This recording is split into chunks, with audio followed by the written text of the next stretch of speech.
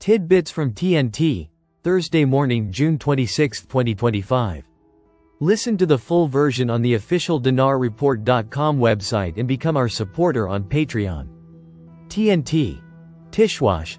Central Bank. Iraq's foreign exchange reserves are sufficient to cover 13 months of imports. The central bank revealed on Wednesday that Iraq's foreign currency reserves are sufficient to cover 13 months of imports.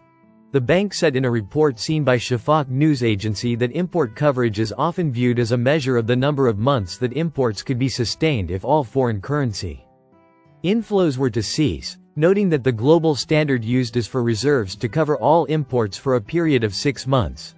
He added, the ratio of foreign reserves to imports has decreased from 16 months at the beginning of 2024 to 13 months at the beginning of 2025. Indicating that despite the decrease in the ratio, Iraq's reserves will still cover imports for 13 months if Iraq does not receive foreign currency. Revenues. Tishwash. Half a year without an actual budget. Where have the government's plans gone amid the financial and economic challenges facing the country? The 2025 budget file continues to stir controversy within political and parliamentary circles, amid a state of anticipation and growing public concern. Despite more than half a year having passed since the start of the fiscal year, the budget schedules remain absent from the halls of Parliament, reflecting a state of government confusion and a lack of seriousness in dealing with one of the country's most important financial and strategic issues. This delay comes at a time when the Iraqi public is witnessing increasing pressure to improve services, implement stalled projects, and meet citizens' basic needs. Meanwhile, the ambiguity surrounding the date for submitting the schedules is paralyzing the legislative and oversight process concerned with setting priorities and ensuring the fair and efficient distribution of resources.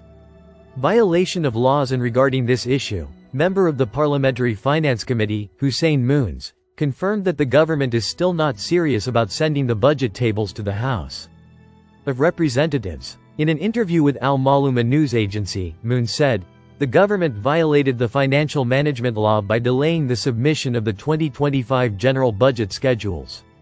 Considering this a disregard for the role of the House of Representatives and its oversight and legislative work. He added, the Iraqi government is not serious about sending the tables to the House of Representatives. Expressing his surprise at the government's failure to send the budget law tables to the House, despite 6 months having passed since the start of the fiscal year. Tishwash. Masroor Barzani. Baghdad will send a delegation to the Kurdistan region to resolve the salary issue. Kurdistan Regional Government Prime Minister Masroor Barzani announced on Wednesday that the crisis of halting funding for salaries of public sector employees in the region is on its way to being resolved, and that he had communicated with the Chief Justice of the Supreme Judicial Council, Faiq Zaidan, and Prime Minister Mohammed Shia al-Sudani in this regard. This came during a press conference held today in Erbil, where Masroor Barzani addressed the conflict in the region, saying, the announcement of a ceasefire between Israel and Iran is in the interest of all countries in the region, and we hope it will be a step toward restoring peace and stability throughout the region. He added, we in the Kurdistan region have done our best to stay out of this war and chaos, and we must express our gratitude to Prime Minister Mohammed Shia al-Sudani, who has sought to spare Iraq from entering this conflict.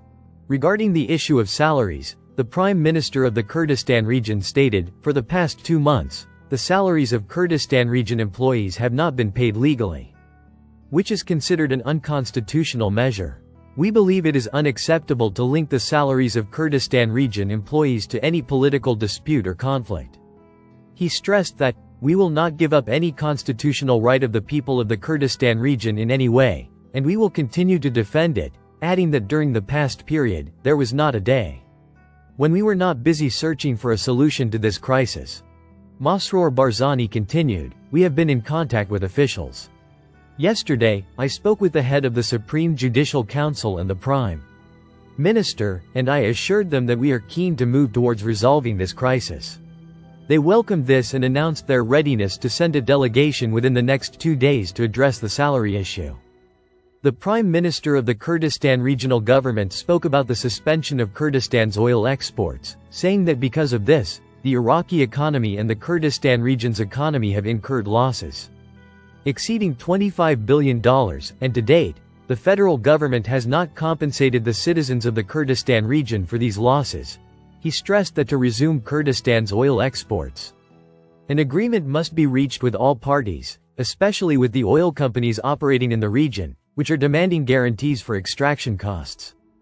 Masroor Barzani continued, "We were waiting for a ruling from the Federal Supreme Court in Iraq that would benefit the salaries of Kurdistan region employees, but the court was dissolved with the resignation of a number of members. Now we are pinning our hopes on the Supreme Judicial Council in Iraq to resolve the salaries issue." The KRG Prime Minister continued, "If an agreement is not reached with the Iraqi government to resolve the salary issue, we will resort to internal revenues, reducing expenses, or any other means possible to secure the financial rights owed to the people of the Kurdistan region, according to our capabilities." He added, "However, I am optimistic about reaching a radical solution with the federal government on this matter." Listen to the full version on the official dinarreport.com website and become our supporter on Patreon. Source: Dinar Recaps.